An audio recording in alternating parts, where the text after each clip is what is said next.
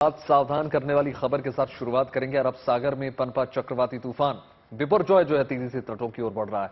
इस तूफान का असर अब गुजरात, महाराष्ट्र, गोवा से लेकर कर्नाटक और केरल तक भी नजर आने लगा है। गुजरात के सौराष्ट्र और कच्छ के तटों पर भी तेज हवा लगातार देखने को मिल रही है। जामनगर और मुंबई में हाई टाइड देखने को मिल रहा है। समुद्र में ऊंची लहरों की वजह से तटीय इलाकों में हाई अलर्ट जारी कर दिया गया है। वहीं देखिए, इसका असर जो है राजस्थान के कुछ इलाकों में भी बारिश के रूप में अब देखने को मिल रहा है। मौसम विभाग के मुताबिक बिपरजॉय रात 2:30 बजे पोरबंदर से लगभग 290 किलोमीटर दूर था, जो अब और आगे बढ़ चुका है। बिल्कुल, और आईएमडी के मुताबिक बिपरजॉय सौराष्ट्र और कच्छ के तटीय इलाकों से 15 जून को गुजर सकता है। इसके मद्देनजर एजेंसियों ने कमर कस ली है पूरी तरीके से। कल भी हमने आपको बताया था, एडवाइजरी जारी कर दी गई थी। तूफान से मुकाबले के लिए सरकार पूरी तरीके से अलर्ट मोड में आ गई है। समंदर से 2 किलोमीटर दूर तक के गांवों को खाली करा दिया गया है ताकि किसी तरीके का नुकसान ना हो। करीब 7,500 लोगों को सुरक्षित ठिकानों पर पहुंचाया गया है। तो आप देख सकते हैं, चक्रवाती तूफान बिपरजॉय की आहट जो है वो करीब है, जिसके चलते चेतावनी जारी कर दी गई है।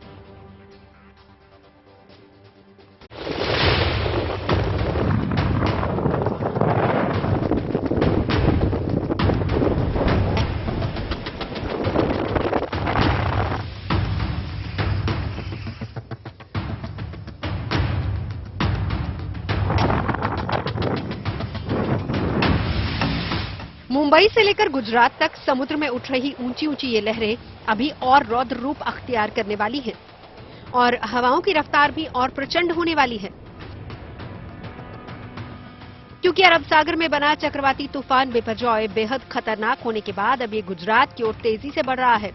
पहले ये पाकिस्तान की ओर जा रहा था, लेकिन अब साइक्लोन बिपरजॉय गुजरात की ओर मुड़ चुका है। लिहाजा हालात को देखते हुए गुजरात के समुद्री इलाकों कच्छ, द्वारका, देवभूमि द्वारका, नवसारी, पोरबंदर और सूरत में प्रशासन ने तूफान से निपटने की तैयारी पूरी कर दी है। गुजरात के समुद्री तट पर साइक्लोन बिपरजॉय का खतरा मंडराया हुआ है। इस बीच हम कच्छ के समुद्री तट पर हैं। आप देख सकते हैं, कच्छ के समुद्र का एक रौद्र रूप देखने को मिल रहा है। यहाँ साइक्लोन बिपरजॉय की वजह से ऊंची ऊंची लहरें समुद्र के अंदर दिख रही है। जिस तरीके से बात की जाए तो कच्छ के समुद्र के अंदर जितने भी मछुआरे थे, उनको वापस तटीय इलाकों के अंदर वापस बुला लिया गया है सुरक्षित स्थानों पर, और लगातार प्रशासन की ओर से जो आसपास के गांव हैं उनको अलर्ट किया जा रहा है। समुद्री तटों को खाली करवा दिया गया है। बैरिकेडिंग करके लोगों को रोका जा रहा है। मछुआरों ने भी अपनी नावों को रस्सी से बांध दिया है। साथ ही साथ प्रशासन की टीमें इन इलाकों में झुग्गी झोपड़ियों में रहने वालों को बसों के जरिए सुरक्षित ठिकानों की तरफ पहुंचाने में जुट गई हैं। द्वारका से आए इन तस्वीरों में देखा जा सकता है कि झुग्गियों में रहने वाले ये लोग साइक्लोन के आने से पहले ही अपनी गृहस्थी समेटने में जुटे हैं। जो तटीय इलाके हैं, जो निचले इलाके हैं जहां पे लोग रह रहे हैं, उनको समझा के उनका घर खाली करवाया जा रहा है। उनको यहां से दूसरी सलामत जगहों पे जो है उनको ले जाया जा रहा है। बसें रखी गई है, पुलिस और प्रशासन दोनों की तरफ से पूरी तैयारियां की गई हैं। लोगों को जो है वो बस में ले जा रहे हैं, बस में उनको बिठा रहे हैं, बस में ले जाने की व्यवस्था की गई है। सभी लोगों को यहाँ से जो है वो नगर पालिका के जो हॉल है और जो शालाएं हैं वहां पे उनको रखा जाएगा। अभी उनको बस में बिठाया जा रहा है और वहां से फिर प्रशासन के द्वारा पूरी तैयारियां की गई। बच्चे हैं, बूढ़े हैं, जो भी लोग हैं, सबको एक साथ यहाँ से तकरीबन 100 से 150 लोग यहाँ पे बसते हैं रूपेन बंदर में। उनको यहाँ से जो है वो यहाँ से सलामत जगह पर ले जाया जा रहा है। मौसम विभाग के मुताबिक चक्रवाती तूफान बिपरजॉय गुजरात के कच्छ जिले से गुजरेगा, जो कि 15 जून को पाकिस्तान के कराची तट पर पहुंच सकता है। इस दौरान 125 से 135 किलोमीटर प्रति घंटे की रफ्तार से हवाएं चलेंगी, जो 150 किलोमीटर प्रति घंटे की रफ्तार तक भी जा सकती हैं। लिहाजा तूफान के असर को देखते हुए स्कूल कॉलेजों को फिलहाल बंद कर दिया गया है। चक्रवाती तूफान बिपरजॉय को लेकर मौसम विभाग ने एक और चेतावनी जारी की है। 14 और 15 जून को गुजरात के तटीय क्षेत्र से ये चक्रवाती तूफान जो है वो पसार होगा और साथ ही इसका इंपैक्ट जो है सबसे ज्यादा देखने को मिलेगा द्वारका और कच्छ जिले में। द्वारका में अभी से हाई टाइड देखने को मिल रहे हैं और साथ ही हल्की हल्की बारिश भी हो रही है। 14 जून को ऑरेंज अलर्ट की चेतावनी जो है मौसम विभाग ने दी है और 15 जून को रेड अलर्ट की चेतावनी दी गई है। खुद गुजरात के गृह मंत्री हर्ष सांघवी तैयारियों का जायजा लेने के लिए द्वारका पहुंचे, जहां उन्होंने जिला अधिकारियों के साथ एक बैठक भी की।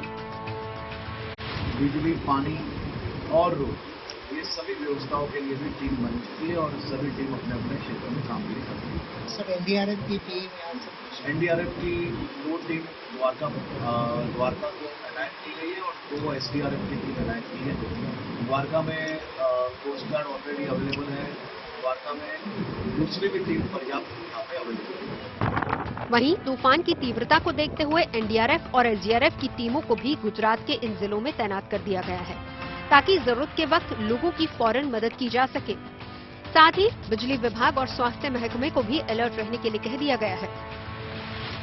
अरब सागर से उठे बिपरजॉय चक्रवात को लेकर प्रशासन ने सूरत के 2 बीच जो मुख्य रूप से उनको बंद कर दिया गया है और हम इस वक्त मौजूद है सूरत का जो डुम्बस बीच है उसकी तस्वीर हम आपको दिखा रहे हैं। यहाँ पर आप देख सकते हैं कि सामान्य दिनों में यहाँ पर सैलानी खूब घूमने फिरने आते हैं, नाश्ता पानी करते हैं और ये फिलहाल यहाँ पर सन्नाटा पसरा हुआ है। एक भी व्यक्ति यहाँ पर आपको नजर नहीं आ रहा है, क्योंकि प्रशासन ने यहाँ पहुंचने से पहले अलग अलग चेक पोस्ट लगाए हुए लोगों को वहां पे पूछताछ करके पीछे भेज रही है। सन्नाटा पसरा हुआ है क्योंकि पुलिस यहाँ तक लोगों को नहीं पहुंचने दे रही है। नोटिफिकेशन है, उनकी सुरक्षा के लिहाज से खुद गृह राज्य मंत्री ने कहा है कि सरकार के जो भी आदेश है लोग उनका पालन करें।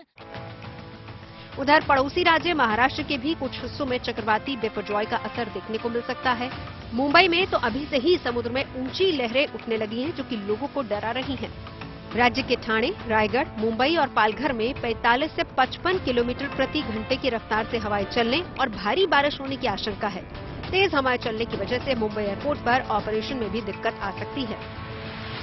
आप देख पा रहे हैं कि हम यहाँ गेटवे ऑफ इंडिया पर मौजूद है और जिस तरह की लहरें जो आ रही है, आज इसको हाई टाइड कैटेगरी स्टेटस में रखा गया है और मुंबई और थाने के लिए येलो कैटेगरी की जो वार्निंग है वो अलर्ट जारी कर दी गई है। चक्रवात बिपरजॉय के चलते ही ये जो अरेबियन सी में ये डिस्टर्बेंस देखने मिल रहा है और जो विंड स्पीड या जो हवा की जो गति है वो काफी तेज हो गई है, लेकिन गर्मी का मौसम फिर भी रहेगा।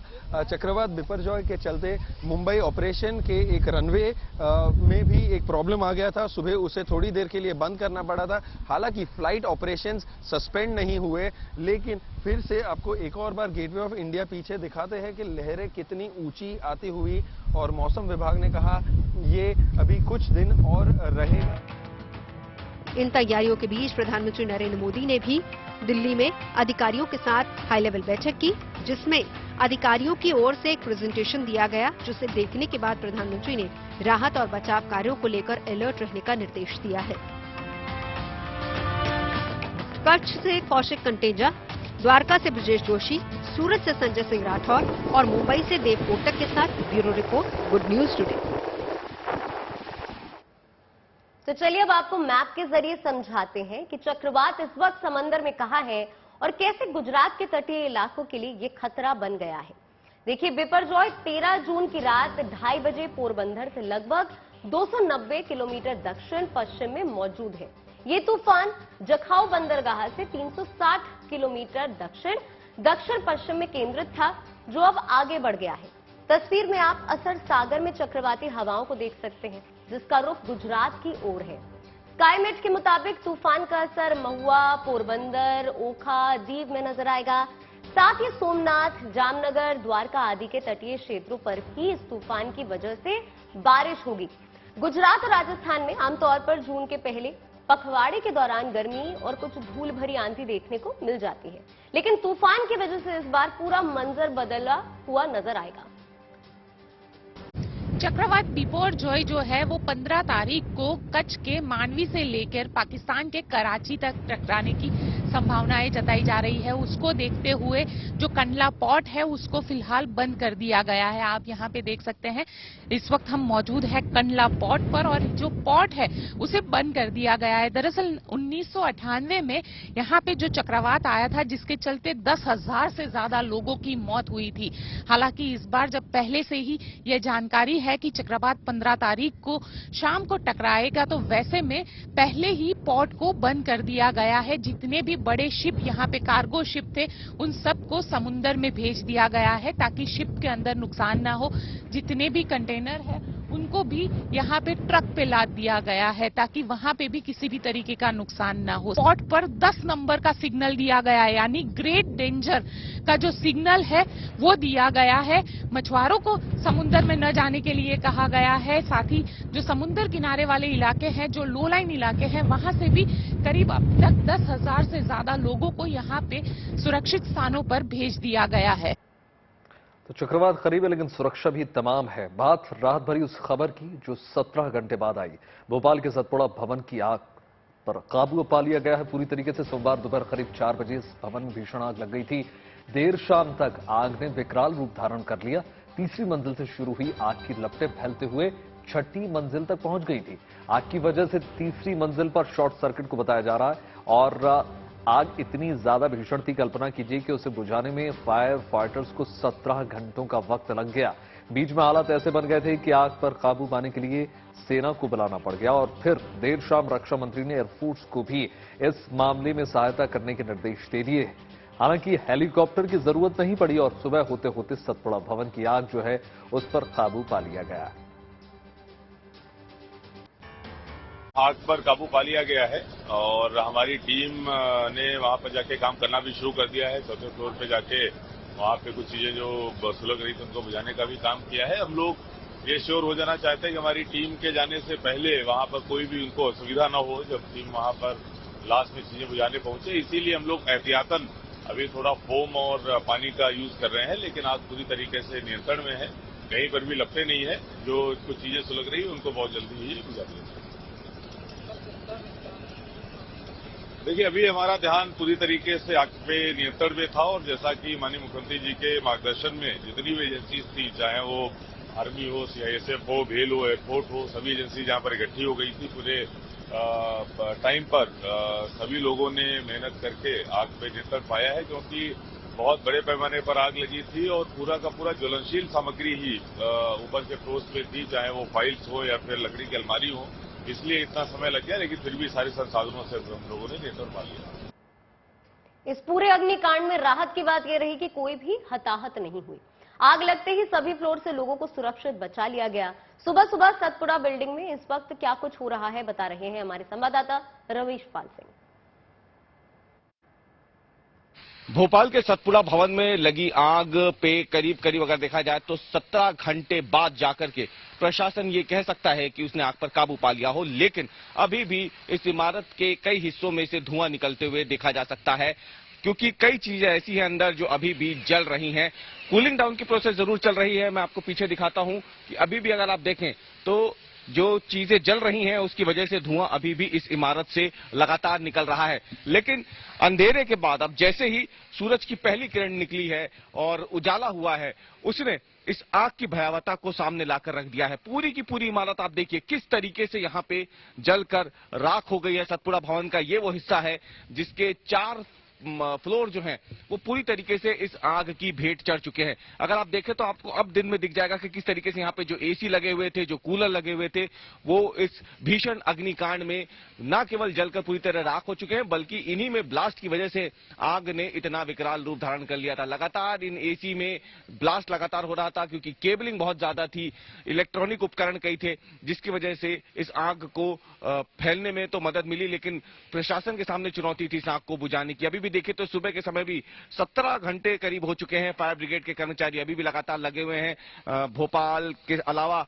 जो है नजदीकी इलाकों से जो है फायर ब्रिगेड्स मंगानी पड़ी थी, तब कहीं जाकर के अब 17 घंटे के बाद प्रशासन ये कह सकता है कि आग पर काबू पाया जा चुका है। कूलिंग डाउन की प्रोसेस फिलहाल चल रही है ताकि आग और ना फैले। कई ऐसी चीजें हैं जो अधजली हैं, उनके एक बार दोबारा से आग पकड़ने का खतरा जो है वो प्रशासन को बना हुआ है। इसलिए लगातार पानी की बौछार करके चीजों को ठंडा करने की कोशिशें की जा रही है, उन्हें गीला रखने की कोशिश की जा रही है ताकि दोबारा आग ना भड़के। कैमरामैन अमरीश के साथ रवीश पाल सिंह, भोपाल। बात कुछ और खबरों की हो जाए। देखिए, शानदार खबर निकल कर आ रही है अयोध्या से और 15 से 24 जनवरी के बीच किसी भी तारीख को हो जाएगी रामलला की प्राण प्रतिष्ठा। जी हां, दरअसल अयोध्या में भव्य श्री राम मंदिर के गर्भगृह में रामलला की प्राण प्रतिष्ठा के लिए श्री राम ट्रस्ट ने प्रधानमंत्री नरेंद्र मोदी को बाकायदा पत्र लिख दिया है। मतलब एक सुनिश्चित कर लिया गया है समय।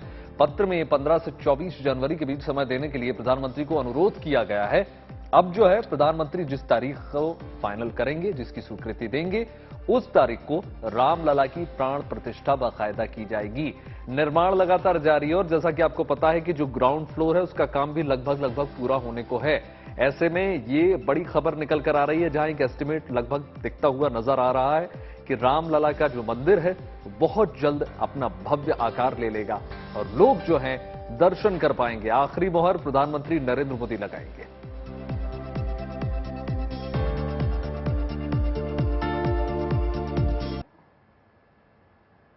और अब बात रामनगरी अयोध्या की कर लेते हैं, जहां विजन 2047 के तहत विकास की बयार बह रही है।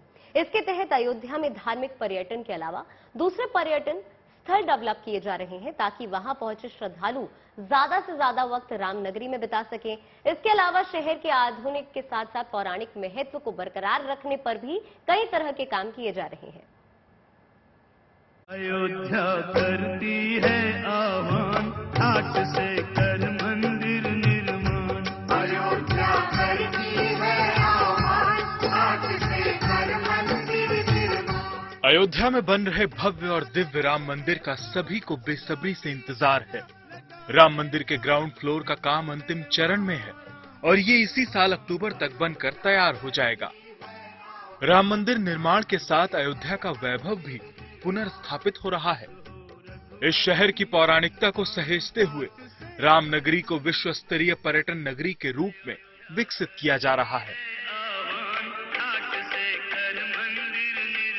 के पूरे शहर में जो पौराणिक और ऐतिहासिक महत्व के साथ साथ जो इकोलॉजिकली इम्पोर्टेंट साइट्स हैं उनको भी डेवलप करके वहाँ पर जो टूरिज्म के लिए आवश्यक सुविधाएं हैं उनका विकास किया जा रहा है, ताकि जो भी लोग यहाँ आए, जो टूरिस्ट और पर्यटक और श्रद्धालु यहाँ आए, वो 84 कोसी, पंचकोसी, 14 कोसी सभी तरह की परिक्रमाएं करें और विभिन्न स्थलों पर जा करके उनका भी आनंद लें।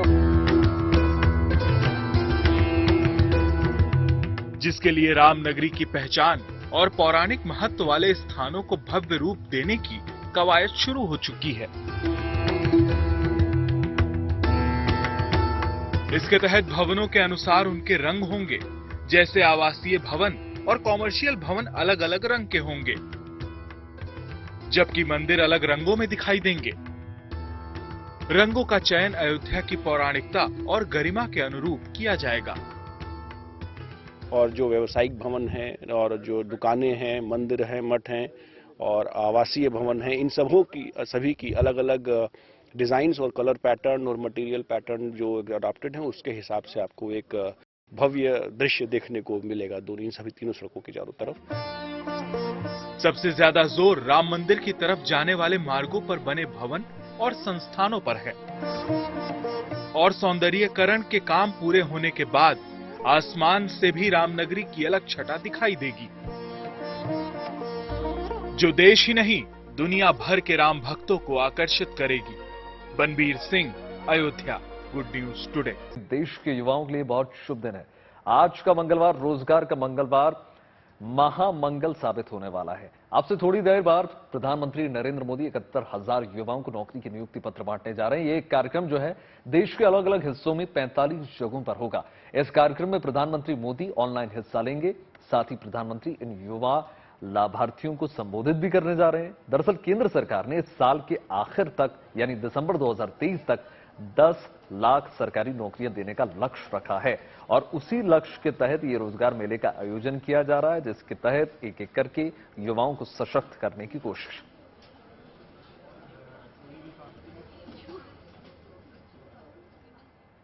चलिए अब आपको बताते हैं कि युवाओं को रोजगार के मोर्चे पर केंद्र सरकार के लिए क्यों है आज का दिन खास और आज के दिन को रोजगार का महामंगल क्यों कहा जा रहा है। तो चलिए आपको एक एक करके समझाते हैं ग्राफिक्स के जरिए। तो देखिए केंद्र सरकार का ये छठा रोजगार मेला 10:30 बजे शुरू होने वाला है। इस रोजगार मेले में पीएम मोदी खुद 70,000 से ज्यादा युवाओं को सरकारी नौकरी का नियुक्ति पत्र बांटेंगे, जो कि वाकई में बहुत बड़ी बात है। ये नियुक्तियां केंद्र सरकार और राज्य सरकारों के विभिन्न विभागों में की जा रही है। बात अगर इन नियुक्तियों की हो रही हो तो ये जो नियुक्तियां हैं रक्षा मंत्रालय, रेल मंत्रालय, गृह मंत्रालय, राजस्व विभाग, एटॉमिक एनर्जी समेत कई अहम विभागों में की जाएगी। इसी के साथ रोजगार मेले के तहत नौकरी पाने वाले युवाओं की संख्या 4,32,000 हो जाएगी। आज देश भर में 45 जगहों पर रोजगार मेले का आयोजन किया जा रहा है। इस रोजगार मेले में कई केंद्रीय मंत्री देश के अलग अलग हिस्सों से जुड़ेंगे।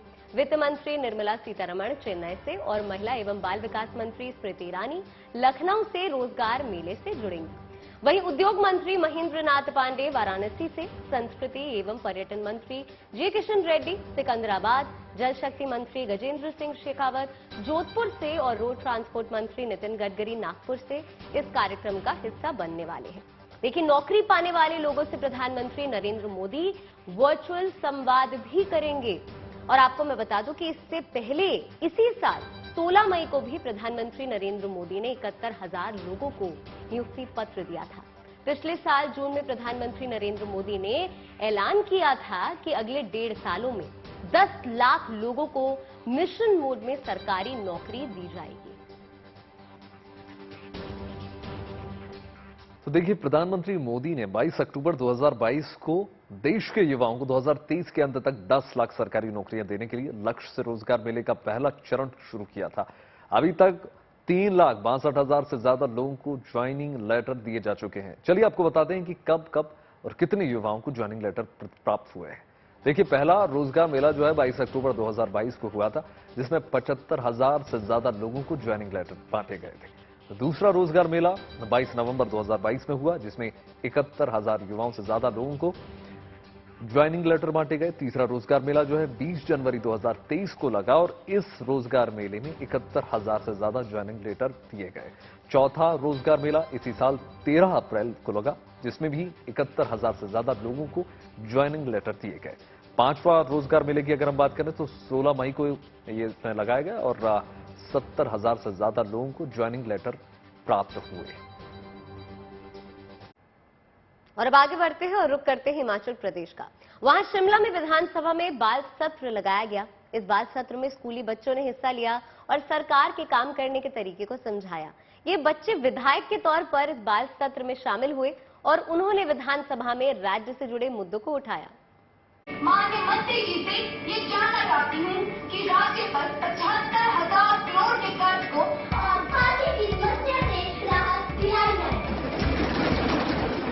लोकतंत्र की ताकत और उसकी खूबसूरती को बयां करती ये तस्वीरें हिमाचल प्रदेश विधानसभा की हैं, जहां एक दिन के लिए बाल सत्र का आयोजन किया गया। इस बाल सत्र में बच्चे विधायकों की तरह सदन की कार्यवाही में हिस्सा लेते दिखे। इतना ही नहीं, इन्हीं बच्चों में से स्पीकर, मुख्यमंत्री और मंत्रियों का भी चयन किया गया और फिर शुरू हुई सदन की कार्यवाही।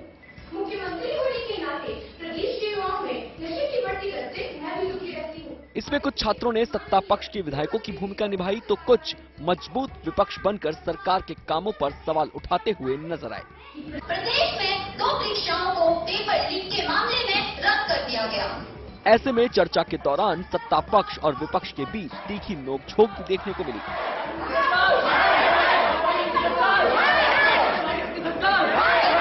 इससे पहले प्रश्नकाल के दौरान बाल विधायकों ने राज्य के स्कूलों में करियर काउंसलिंग और पर्यावरण से जुड़े प्रश्न उठाए।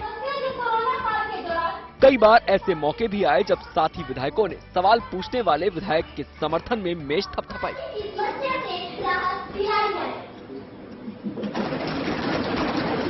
बाल सत्र के दौरान राज्य के मुख्यमंत्री सुखविंदर सिंह सुक्खू भी वहां मौजूद रहे। उन्होंने मुख्यमंत्री, मंत्री और स्पीकर की भूमिका निभाने वाले छात्रों को सम्मानित किया। जिस प्रकार सीएम साहब ने खुद कहा कि पेरेंट्स कहते हैं तो अभी तुम्हारी उम्र नहीं है इन चीजों का काम करने की, आने वाले समय में करिएगा। पर इस मौके ने हमें ये बताया कि हाँ, बच्चों की भी कुछ मुद्दे होते हैं और ये मुद्दे कितने जरूरी हैं समाज के सामने आने। बाल सत्र से छात्रों को विधायिका के काम करने के तौर तरीकों को जानने का मौका मिला, साथ ही उनके छात्र जीवन में एक नया अनुभव भी जुड़ गया। Vikas Sharma, Shimla, good news today. Delhi के सर गंगाराम अस्पताल कैंसर के इलाज के लिए नई तकनीक का इस्तेमाल शुरू कर दिया है। इस तकनीक से कैंसर से पूरी तरह से खात्मा हो रहा है। साथ ही ये तकनीक ज्यादा सुरक्षित भी मानी जा रही है। हालांकि इलाज का ये तरीका थोड़ा महंगा जरूर है, लेकिन मरीजों के लिए संजीवनी से कम नहीं है।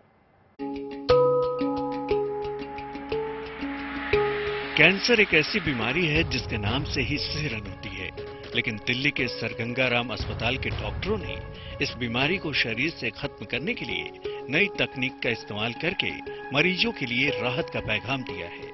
इस तकनीक का नाम है क्रायोब्लेशन।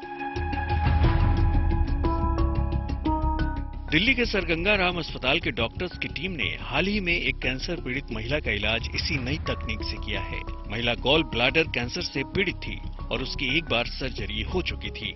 ऐसे में दोबारा सर्जरी महिला के लिए घातक हो सकती थी। तब डॉक्टरों ने क्रायोब्लेशन तकनीक को अपनाने का फैसला किया और उन्हें सफलता भी मिली। ट्यूमर पूरी तरह से खत्म हो गया। क्रायोब्लेशन बेसिकली टिश्यू को बहुत एक्सट्रीम कोल्ड हीट पे फ्रीज कर देता है, जिससे वहां पे टिश्यू डेड हो जाता है, कैंसर का टिश्यू डेड हो जाता है। और साथ में इसकी खास बात यह है कि आसपास के स्ट्रक्चर्स में अगर कोल्ड जाता भी है तो वो हीट एनर्जी की तरह उसको पेशेंट के लिए पेनफुल नहीं होता है। क्रायोब्लेशन की प्रक्रिया में 1.5 से 2 घंटे का समय लगता है। इसमें अत्यधिक ठंडी गैसों से कैंसर कोशिकाओं को डेड किया जाता है। इस प्रक्रिया में एक पतली सुई जिसे क्रायोप्रोब कहा जाता है, उसे शरीर में कैंसर वाली जगह पर इंजेक्ट किया जाता है। क्रायोप्रोब से कैंसर कोशिकाओं को फ्रीज करके मारने के लिए तरल नाइट्रोजन जैसी बेहद ठंडी गैस दी जाती है। इस प्रक्रिया का सबसे बड़ा फायदा यह है कि ट्यूमर के आसपास के इलाकों को भी नुकसान नहीं पहुंचता। इसके अलावा क्रायोब्लेशन तकनीक को अगर जरूरी हो तो दोहराया भी जा सकता है। आमतौर पर क्रायोब्लेशन का इस्तेमाल फेफड़ों, गुर्दे, हड्डी, लीवर सहित कई तरह के कैंसर के इलाज के लिए किया जा सकता है। साधारण तरीके से अगर कहा जाए तो पहले कैंसर वाले टिश्यू को फ्रीज किया जाता है, उसके बाद हीट को वापस आने दिया जाता है, फिर से टिश्यू को फ्रीज किया जाता है, यानी फ्रीज थ्रो फ्रीज की प्रक्रिया अपनाई जाती है, जिससे कैंसर क्योर हो जाता है। टिश्यू को पहले फ्रीज करते हैं और फिर उसके बाद हम उसको हीट को वापस आने देते हैं, जिसको थॉ कहते हैं। सो फ्रीज, थ्रो एंड अगेन उसको हम दोबारा फ्रीज करते हैं। सो हम सिक्योर हो जाते हैं कि वो टिश्यू पूरी तरीके से डेड हो चुका है और हमारा कैंसर कंप्लीटली क्योर हो चुका है। आमतौर पर क्रायोब्लेशन तकनीक शरीर के उन अंगों पर की जाती है जहां की सर्जरी मुश्किल होती है। अगर कैंसर ज्यादा फैल चुका होता है तो क्रायोब्लेशन की प्रक्रिया नहीं अपनाई जा सकती। चूंकि ये तकनीक भारत के लिए नई है, इसलिए महंगी है, क्योंकि इसके लिए जो मशीनें इस्तेमाल की जाती हैं वो विदेशों से आती हैं, जो महंगी होती हैं। टेक्नोलॉजी नई है इसलिए बहुत महंगी है, लेकिन इलाज का खर्चा कभी जान की कीमत से ज्यादा तो नहीं हो सकता। जाहिर तौर पर ये टेक्नोलॉजी क्रिटिकल कैंसर पेशेंट के लिए किसी संजीवनी से कम नहीं। कैमरामैन शैलेंद्र के साथ Manish Chaurasia, good news today, Delhi. जब से मणिपुर में हिंसा हुई है, अपने गांव की सुरक्षा के लिए महिलाएं भी ग्रामीणों के साथ कंधे से कंधा मिलाकर खड़ी हो गई हैं। गांव की महिलाएं रात में गांव और ग्रामीणों की रक्षा के लिए पहरा देती हैं। मशाल लेकर गांव का चक्कर भी लगाती हैं ताकि शरारती तत्वों को हमले का मौका न मिल पाए। महिलाएं रात के 12 बजे तक गांव का ख्याल रखती हैं। उसके बाद का काम गांव के युवक संभालते हैं। मणिपुर में हालात बिगड़ने पर इम्फाल नागालैंड राष्ट्रीय राजमार्ग बंद होने से भी कई तरह की समस्या सामने खड़ी हो गई है। इसीलिए सेना भी इलाके में शांति कायम रखने के लिए मुस्तैद है।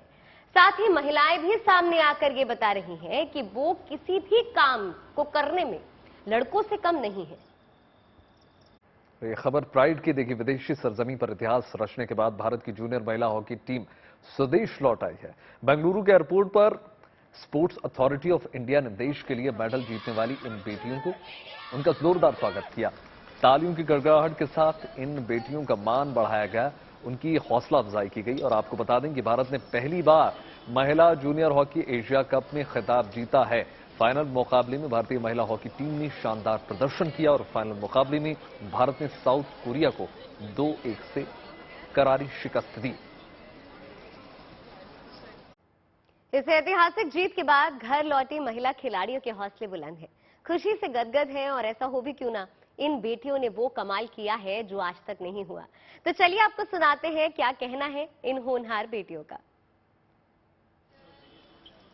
हम लोग को बिलीव नहीं हो रहा, हम लोग ले आए हैं, तो I am proud of you my team. ये जो दिख रहा है ये मेरी टीम की मेहनत है और आज जो एशिया कप में हमारा मेडल आया है इससे ये पता चलता है कि लड़कियां किसी से कम नहीं है और अब हम आगे तैयारी करेंगे वर्ल्ड कप की ताकि हम वर्ल्ड कप में भी मेडल लेके आए। हम लोग अभी जीत के आए, हम लोग को बहुत खुशी मिल रहा है और अभी हम वर्ल्ड कप के लिए क्वालिफाई किए तो उसके लिए हम फोकस करेंगे। हमें बहुत खुशी हो रहा है कि हम एशिया कप में फर्स्ट आए और हमारा क्वालिफाई हो गया है वर्ल्ड कप के लिए, तो वहाँ भी हम अच्छे प्रदर्शन करेंगे और जीत के ही आएंगे।